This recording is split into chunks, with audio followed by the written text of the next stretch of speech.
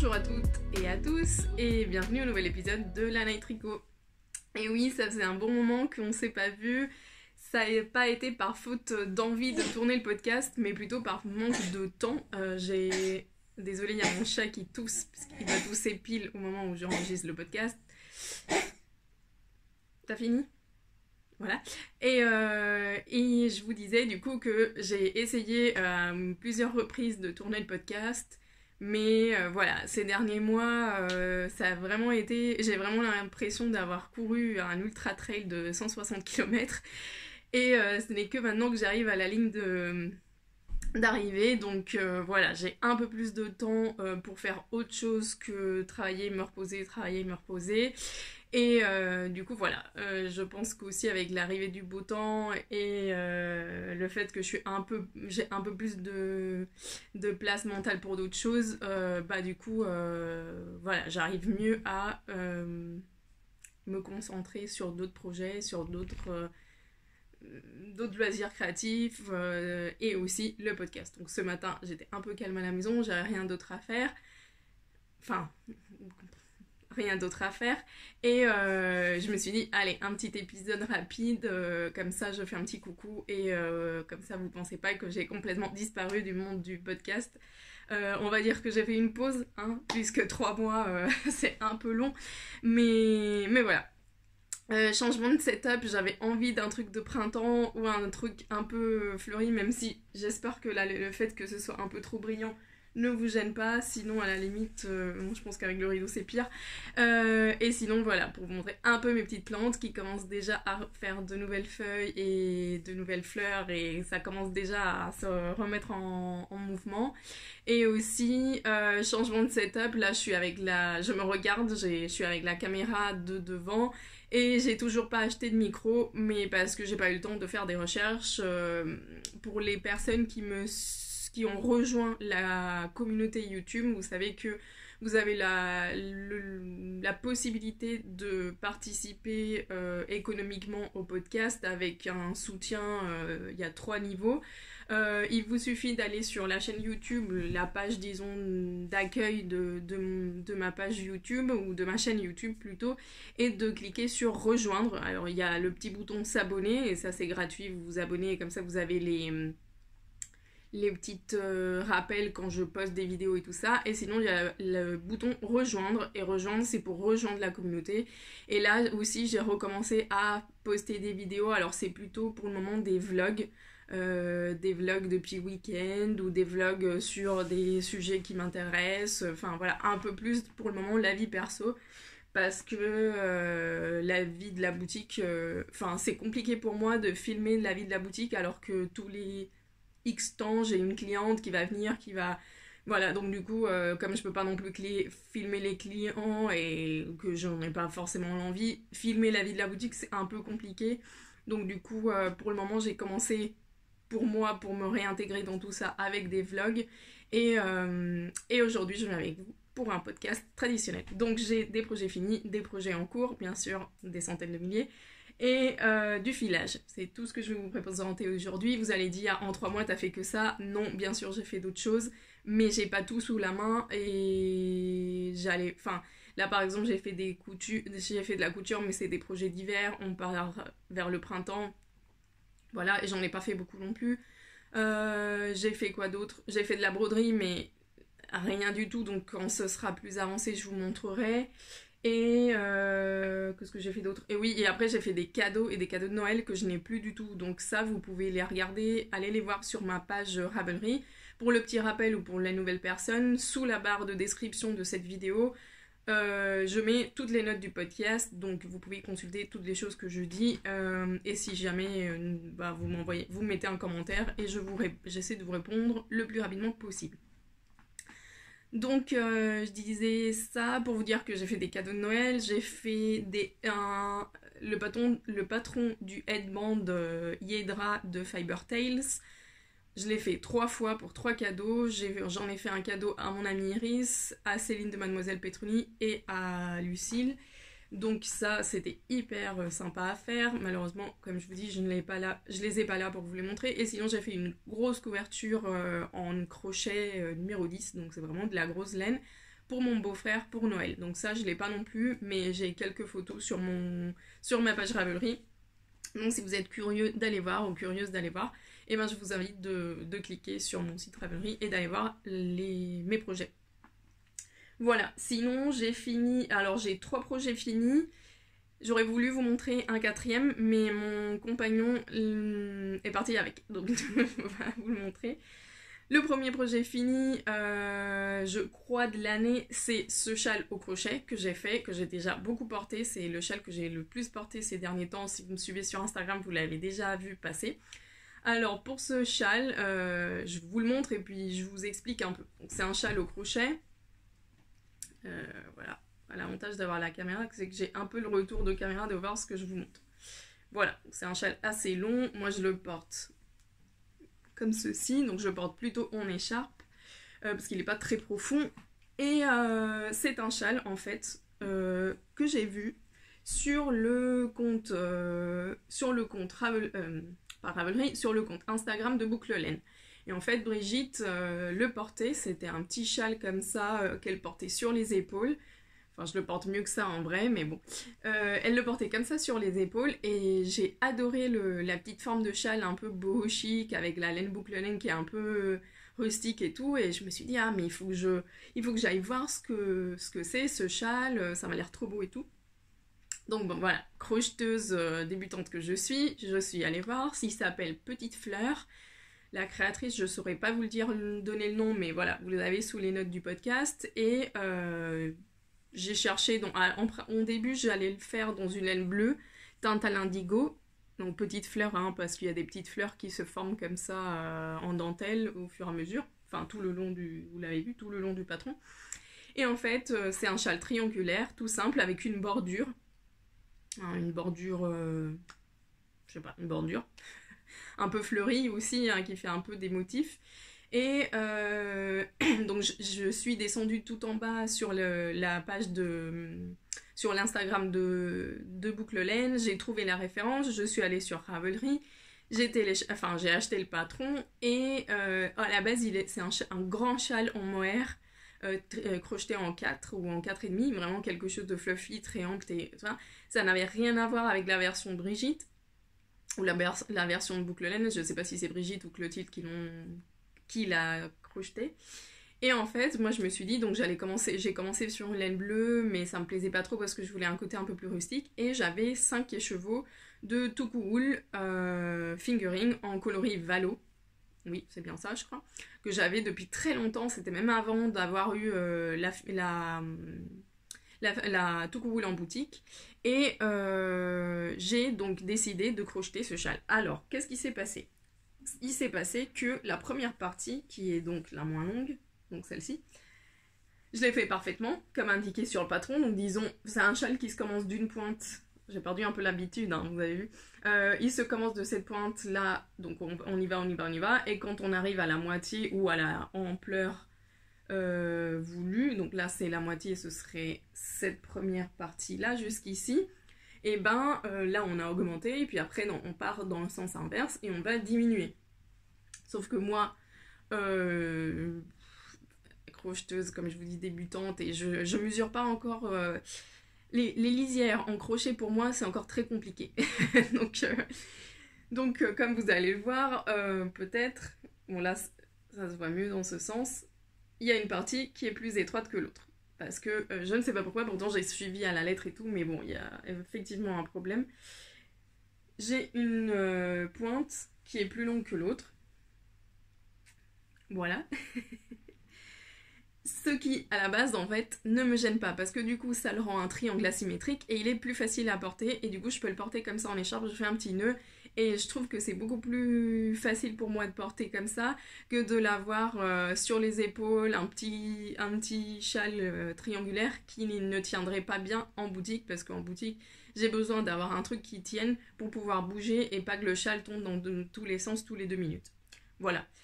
Une fois fini ce triangle, je me suis penchée sur la bordure et finalement je me suis dit j'ai pas envie de la faire, je pense pas que ça me plaise du coup plus que ça vu que j'ai fait un châle asymétrique et du coup j'ai décidé de pas la faire, sachant que si jamais un jour je veux la rajouter, ben je peux la rajouter. Et sinon aussi, ce que j'ai rajouté qui est pas dans le patron, j'ai mis 2 tassels, 2 petits pompons comme ça, alors où est-ce qu'il est l'autre pointe sur les pointes du châle. Parce que je me suis dit, bon, il a le côté un peu boho chic, hippie chic et machin. Appelez-le comme vous voulez. Du coup, j'avais envie de rajouter ça. Et voilà, c'est vraiment un châle que je porte tout le temps, tout le temps, tout le temps.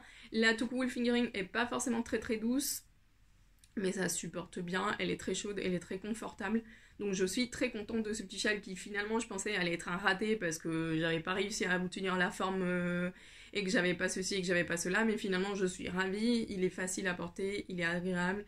Voilà, si vous êtes un peu sensible à la laine rustique, c'est pas votre laine pour un châle, voilà. Concernant cette laine, j'ai arrêté de la faire en boutique tout simplement parce que les prix ont augmenté. Et je trouve du coup que bah, vous savez que j'essaye toujours de vous trouver des produits qui soient qualitatifs et avec un prix raisonnable. Et là, pour le coup, je trouve que je peux avoir d'autres produits qui soient en relation qualité-prix plus... Comment dire ça sans vouloir dévaluer le produit parce que le produit le vaut et c'est normal que le prix augmente. D'ailleurs, les prix sont en train d'augmenter un peu partout.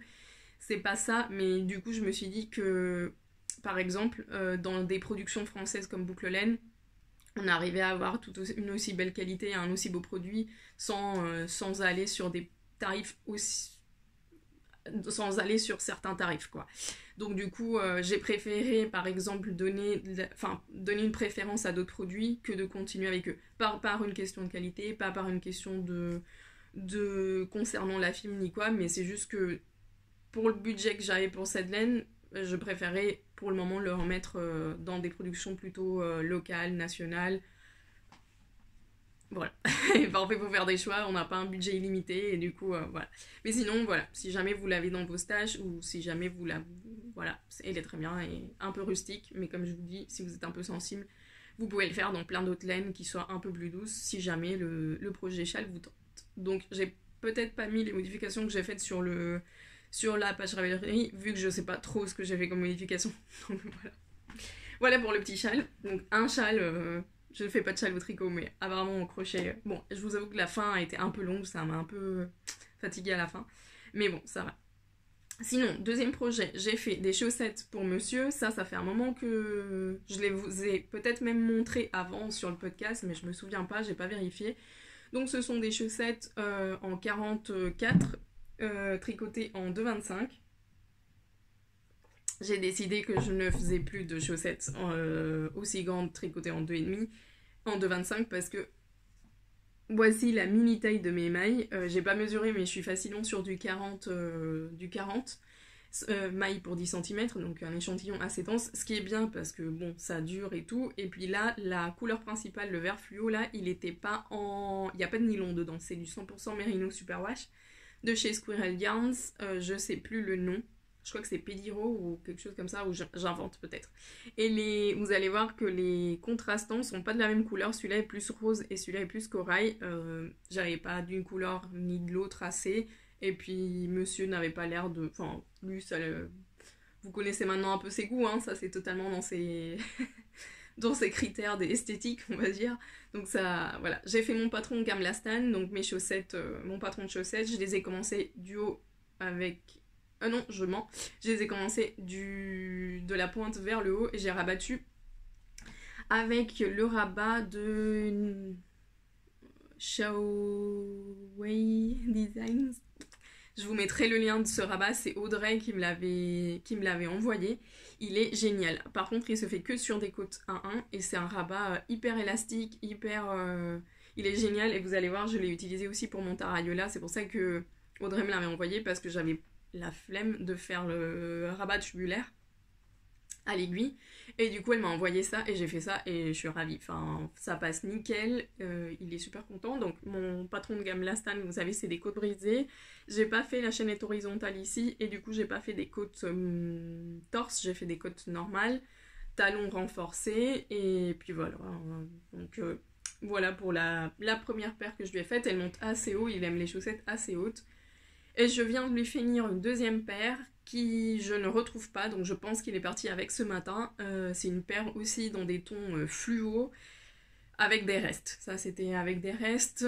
Et elles sont un peu moins hautes. Et j'ai fait, pour le coup, j'ai fait un talon à rang raccourci Fish Lips Kiss Heel. Donc c'est un autre type de talon. J'ai pas suivi mon patron cette fois-ci. J'ai fait des chaussettes en jersey toutes simples.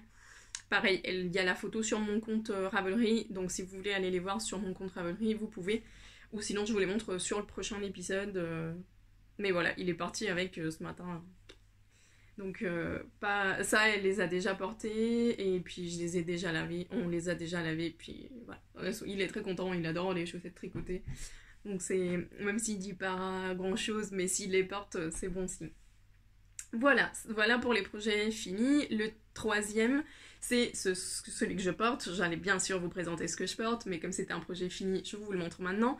C'est mon cardigan Girlfriends de Anne Kestrick. C'est un gilet que je vous avais montré il y a longtemps, que je n'avais jamais fini, et je l'ai fini plutôt récemment, je dirais en janvier, mais il y a la date sur mon compte Ravelry. C'est un montage I-cord tout le long du dos, donc tout ça c'est un montage I-cord. Où est-ce qu'il est, l'i-cord, pour que vous puissiez le voir? Ouais, c'est parce que je l'ai mis à l'envers, je suis bête. Parce que comme il est en point mousse, du coup... voilà, comme ça je l'enlève et je vous le montre. Genre, la fille qui met ses vêtements à l'envers. Pas honte. Donc voilà, vous le voyez peut-être, là, l'i-cord qui suit en fait tout le long du dos. Là, et voilà le type d'encolure, c'est une encolure en triangle. Donc c'est un montage en i-cord. On fait un i-cord de je ne sais pas combien de mailles. On relève des mailles sur l'i-cord pour faire le dos. On fait le dos jusqu'à la hauteur de l'emmanchure. Donc c'est du point mousse comme vous voyez. C'est pour ça que je l'avais mis à l'envers parce qu'il est réversible. Le point est réversible. Donc on monte le dos jusqu'ici.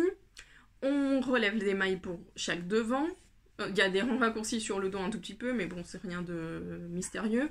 On relève après les mailles pour chaque devant avance jusqu'ici, et une fois qu'on est arrivé à cette hauteur-là de tous les côtés, on met tout sur la même aiguille, voilà, pour pas avoir de couture ici. Par contre, elle nous fait faire un i-cord, que je vous le montre correctement, une sorte d'i-cord, enfin c'est des mailles glissées qui forment un i-cord pour le devant, et après il y a des côtes.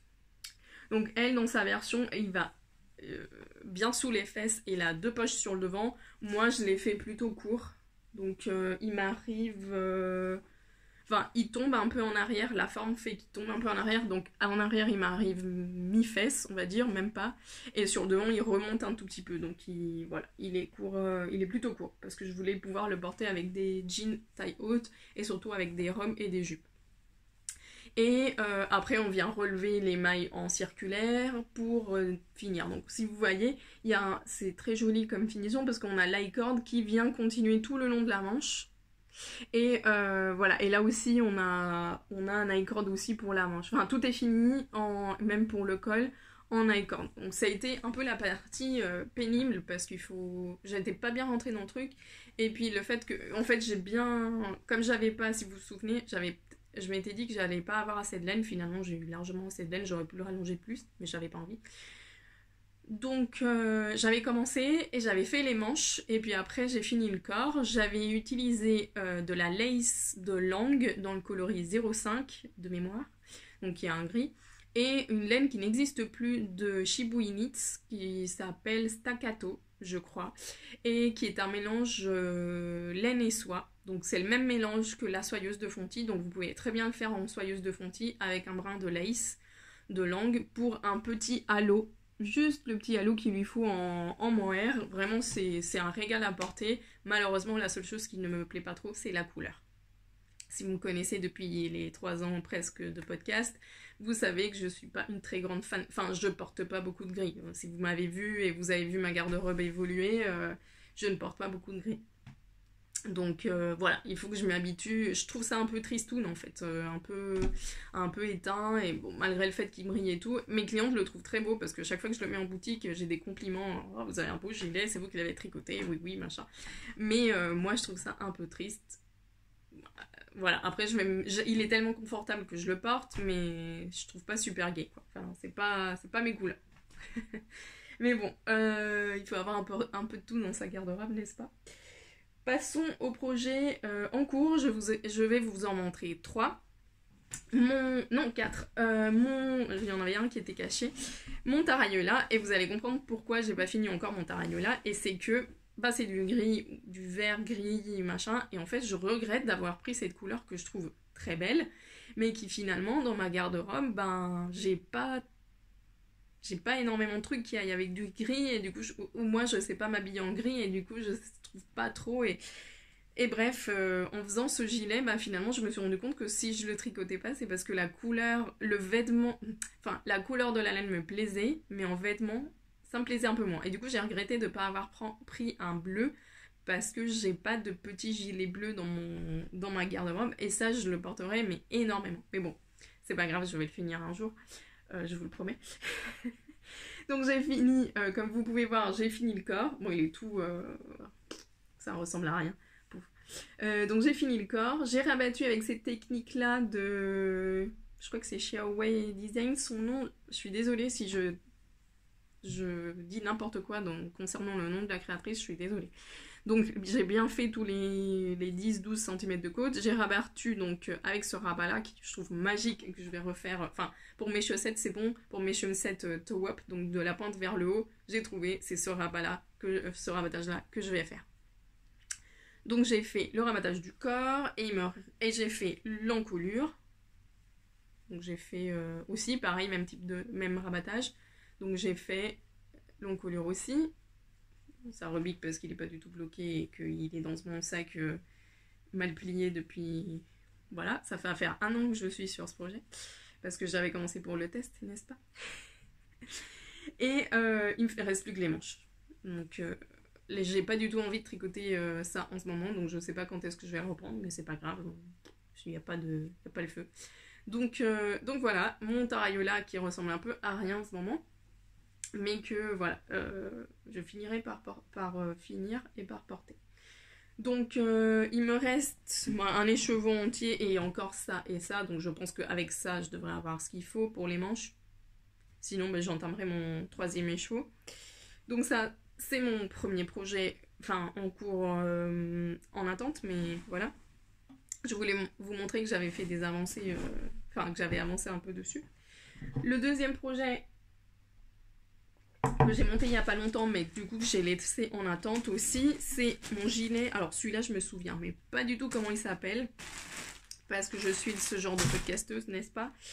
Mais c'est un gilet de Thea Coleman, qui est une créatrice que j'adore et dont j'ai rien tricoté pour le moment, c'est le premier projet, et c'est un gilet avec des panneaux de dentelle sur les côtés et qui se tricote à plat par morceaux, donc on fait le dos, les devants, et après je crois qu'on vient relever les manches, c'est aussi un drop shoulder et on vient relever les manches pour les faire en rond.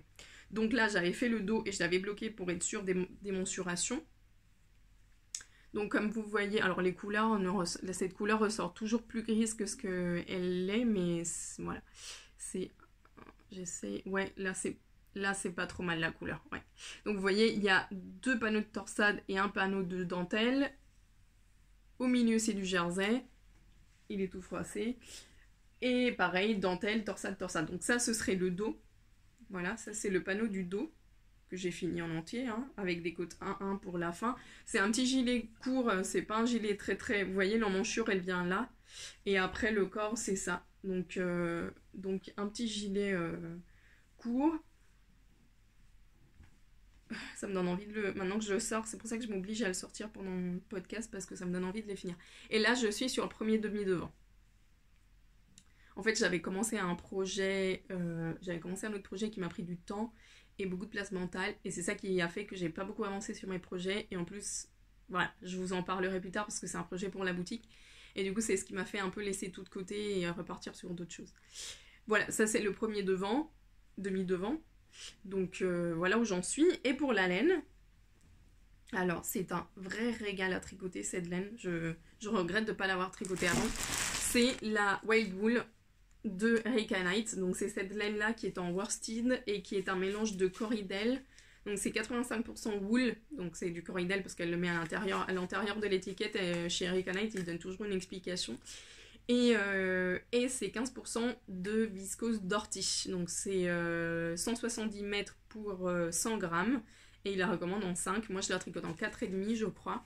Et voilà, donc c'est le coloris Brisk et c'est le coloris 0,5 Brisk. Donc c'est un vert trop beau. J'ai pas ce genre, j'adore ces verts là, mais j'en avais pas du tout dans ma garde-robe, dans mon vêtement. Et du coup, voilà, il est trop beau. C'est une laine trop agréable à tricoter. C'est une single, mais avec une bonne torsion. Je pense qu'il boulochera un tout petit peu sous les bras, mais moi je rase ça me dérange pas. Donc voilà, c'est vraiment une laine super agréable à tricoter que j'aime beaucoup. Et tiens, ça me donne envie de me relancer dans ce patron. La grille de torsade et de dentelle est super facile à retenir. Une fois qu'on l'a fait une fois, ça va tout seul. Et pour le reste, vraiment, c'est un patron hyper agréable à tricoter. C'est juste que voilà, comme j'étais partie sur autre chose, j'ai dû me mettre en attente. Et finalement je ne l'ai pas repris depuis. Mais bon. Maintenant, ça va me donner envie. Pour les 2 autres projets qui me restent, j'ai une paire de chaussettes que m'avait offerte la laine et la laine de ma petite laine, donc anciennement mon Chip Shop. C'est le coloris bretonne que m'avait offert mon amie Zoé pour mon anniversaire l'année dernière. Et du coup, comme vous voyez, j'ai la paire, mais elle n'a pas de talons. Donc il faut juste que je mette les talons, mais comme je suis pas motivée, je l'ai toujours pas. Je l'ai toujours pas fait, donc ça c'est la petite boule. Je les ai tricotées de la façon suivante. J'ai monté des côtes, j'ai fait tout le tube d'autorayon. J'avais déjà fait ça avec ma paire Lanae, qui aussi de ma petite laine. Elle avait fait un coloris Lanae pour l'anniversaire, le 2e anniversaire je crois. Donc du coup j'ai monté mes côtes, j'ai tricoté tout le tube, j'ai fini mon tube, j'ai tricoté des côtes, j'ai coupé comme si c'était un talon après coup, mais du coup j'ai séparé les 2 tubes, j'ai fait mes 2 pointes et maintenant il faut juste que je fasse les talons après coup. Si jamais vous savez pas faire un talon après coup, j'ai les tutos sur ma chaîne YouTube pour le faire avec ou sans fil de contraste. Si vous savez pas de quoi je parle, allez voir les tutos, c'est très simple. Et d'ailleurs vous avez été nombreuses là ces derniers mois à me taguer sur Instagram pour me dire que grâce à moi vous aviez réussi et du coup j'étais trop contente. Donc il me reste plus que les talons après coup et une fois que j'aurai les talons après coup, j'aurai une nouvelle paire de chaussettes. Je l'ai tricoté en 2,25 comme d'habitude et voilà, rien d'autre à dire, c'est un vrai régal. Juste dommage parce que je sais que le blanc va devenir un peu bleu à terme, mais c'est pas grave. C'est des chaussettes, voilà, c'est que moi qui va les voir. Donc ça c'est ma paire en cours que je dois finir. J'ai une autre paire en cours mais je l'ai laissée chez une amie, donc je peux pas vous la montrer, mais j'ai à peine commencé, donc c'est pas très intéressant. Et sinon pour le dernier projet, là c'est du crochet. Et c'est du crochet pour bébé parce que j'ai un cousin germain, le premier cousin germain qui a un bébé dans la famille des 2 côtés. Donc on a eu un petit bébé, petit cousin dans la famille du côté français, mais ils habitent en Espagne curieusement. Alors c'est le français qui habite en Espagne et moi je suis l'espagnol qui habite en France. Et moi je suis l'aînée et du coup c'est le 2e cousin, donc en âge on est assez proches et voilà, on s'entend plutôt bien. Et on a un petit Raphaël dans la famille qui est trop mignon et voilà, il fallait forcément que je lui fasse un truc, donc j'ai monté une couverture au crochet. Enfin, je me suis arrêtée en demi-rang, mais c'est pas grave, je vais lâcher mon crochet. Qu'est-ce que c'est? Ça. Voilà. Du coup, j'ai monté une petite couverture au crochet. Trop fun. Parce que voilà. Alors, pour tout vous dire, c'est un patron de Trine qui est la créatrice de la marque Camarose. Donc vous avez vu, si vous me suivez sur Instagram, que j'ai rentré 2 qualités de Camarose en boutique. Leur coton et leur laine et coton. Parce que là on passait sur le printemps-été, donc ça n'avait pas trop de sens que je rentre du mohair, donc j'ai rentré ça. Parce que je suis trop contente d'avoir une marque qui fait aussi des fils d'été. Et en plus des fils d'été de qualité et avec un prix assez intéressant. Donc si jamais vous êtes curieuse d'aller voir, tout est sur mon site. Donc ça c'est un de ses patrons de couverture parce qu'elle fait aussi des patrons. Mais là j'ai pas utilisé ces laines parce que j'avais envie de vous laisser le stock pour vous et que j'ai plein de restes à la maison, donc j'ai fait avec des restes ou des restes ou des pelotes entières que j'avais parce que parfois les marques ils m'envoient des échantillons Et du coup, parfois, j'ai des sacs entiers d'échantillons à la boutique et parfois, je ne sais pas trop quoi en faire. Et du coup, ben, là, il y en a qui font partie. Donc là, le bleu, c'est de la Delana Sorrosal en coloris bleu teint indigo. La blanche, c'est de la Sorrosal aussi de Delana, mais en coloris naturel, donc pas de teinte. Donc pour ces deux-là, c'est du 100% merino espagnol. Le tout est non superwash. Je sais pas du tout si mon cousin et ma cousine vont... Bon, de toute façon, je leur dirai de la laver, s'il faut la laver, de la laver en machine à froid, programme laine, comme ça, il n'y a pas de souci. Voilà, j'espère qu'ils en prendront soin. Sinon, c'est pas trop grave, bon, c'est la vie.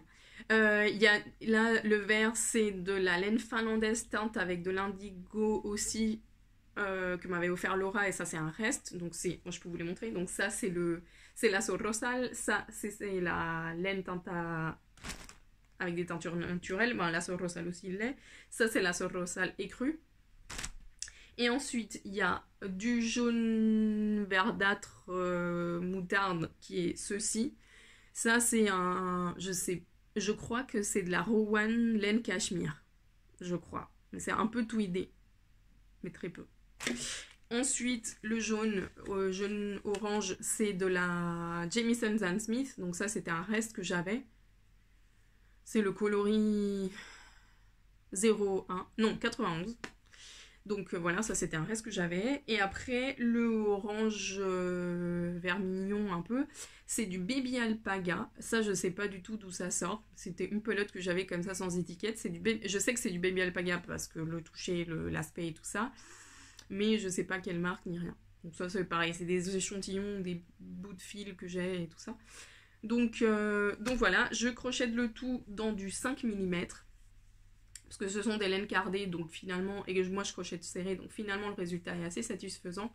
Et je trouve que ça fait très années 60 et très fun. Et voilà. Je pense que pour un petit garçon, c'est trop mignon. Et j'avais envie de mettre une autre couleur. J'avais envie de mettre du rose pour aller après vers le bleu, machin.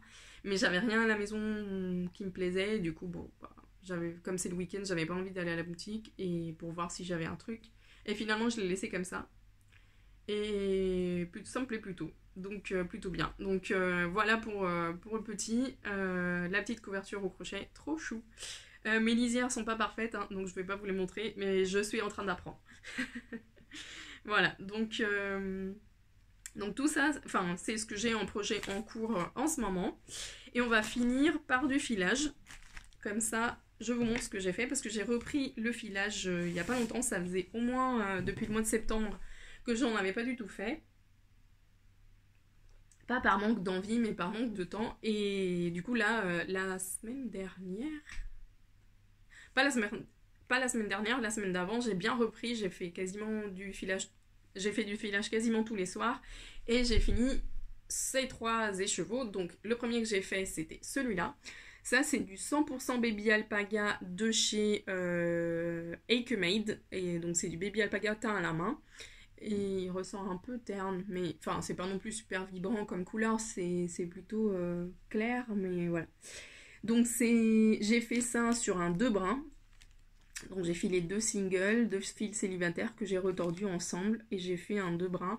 Donc il y a des moments où il y a différentes couleurs qui se chevauchent. Voilà, comme ceci, je sais pas si vous voyez. Et voilà, donc ça c'est 100 grammes, donc j'ai filé ça assez rapidement. J'aime beaucoup filer le Baby Alpaga, curieusement, plus que des laines type...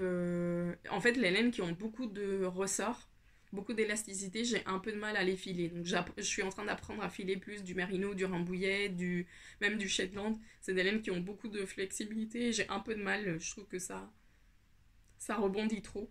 Donc le Baby Alpaga, comme il n'y a pas beaucoup d'élasticité, c'est plus facile pour moi. Je suis contente parce que j'arrive à avoir des retors qui sont des fils qui ont moins de torsion. Et du coup des retors un peu plus agréables après à tricoter parce que sinon je fais plus de la corde que autre chose. Mais voilà, là j'ai réussi à avoir un fil agréable et doux et voilà, là je suis très contente. Après j'avais fait ça, donc ça c'est un fil que j'avais déjà filé, donc il est plus dur parce que c'est encore dans mon ancienne habitude de filage, mais j'ai fait un 3 brins plus souple et du coup J'ai sauvé un peu le fil, il est pas super doux, mais au moins il reste élastique, il reste un peu plus élastique, il reste un peu plus moelleux. Donc ça, je crois que c'est du mérinos et de la soie. Et c'est du 50 grammes. C'était de la... C'est une boutique britannique qui s'appelle Spin Jones, mais je crois qu'elle a arrêté les livraisons à l'étranger par le Brexit. En tout cas pour le moment. Ça faisait un moment que c'était sur mes bobines. Donc en fait, mon objectif, ça a été de faire quelque chose qui me redonnait envie de filer et du coup finir quelques bobines que j'avais. Donc celui qui m'a donné envie de filer, c'est celui-ci que j'avais acheté à l'anniversaire de la boutique et du coup j'ai fini ça et j'ai sorti ça de ma bobine. Et le deuxième, ça c'est du Merino d'Arles français de Kaplan, de marque de Kaplan. Et du coup, ça m'a permis... J'avais déjà filé un peu qui était sur ma bobine, mais du coup, la plus grande partie, je l'ai fini il y a 2 semaines. Enfin, pas la semaine dernière, la semaine d'avant. Et du coup, je suis plutôt contente, même si c'est pas très régulier. Mais voilà, comme je vous disais, j'ai un peu de mal avec les films qui sont aussi fluffy et moelleuses. Mais j'ai fait aussi un 3 brins, donc c'est un fil worsted plutôt. Et ça, c'est à peu près la même épaisseur, donc je me tâte à faire quelque chose, peut-être pour une... J'ai des bébés filles qui sont nées dernièrement. J'aurais bien fait un petit truc pour Raphaël là-dedans, mais à vrai dire, c'est du filet main. Si après, parce que c'est mauve, ils le mettent pas, ça va me faire de la peine. Donc, donc en fait, comme je sais que sur des filles, on aura moins de mal à les mettre, je ferai peut-être quelque chose pour une fille. Voilà, vous comprenez un peu le truc. Si ça avait pas été du fait main, j'aurais pas hésité, mais là, vu en plus que c'est du fait main, si en plus ils le mettent pas, voilà, c'est un peu triste. Donc voilà, je vous ai tout présenté. J'espère venir plus souvent par ici. Je peux pas vous donner une promesse de date parce que voilà, mais là ça devrait un peu se calmer et je respire un peu plus. J'ai un peu plus de temps libre, donc je pense que je viendrai plus souvent par ici. À voir si ce setup et si le son et si tout me convient. Je vais de toute façon essayer de trouver du temps pour m'acheter un micro parce que c'est... Disons qu'avec avec les contributions des personnes qui ont rejoint la communauté, c'est ce que je comptais faire, acheter un micro de meilleure qualité. Donc je vais faire des recherches et d'ailleurs si vous avez des astuces, enfin pas des astuces, mais si vous avez des recommandations, je suis preneuse. J'aimerais acheter un vrai micro de pied en fait, pas un micro de comme j'avais là de cravate parce que ça me convient pas. Donc voilà, je vous dis à très bientôt, j'espère que vous allez bien, j'espère que ça vous a plu de passer un petit moment avec moi et à très bientôt. Salut!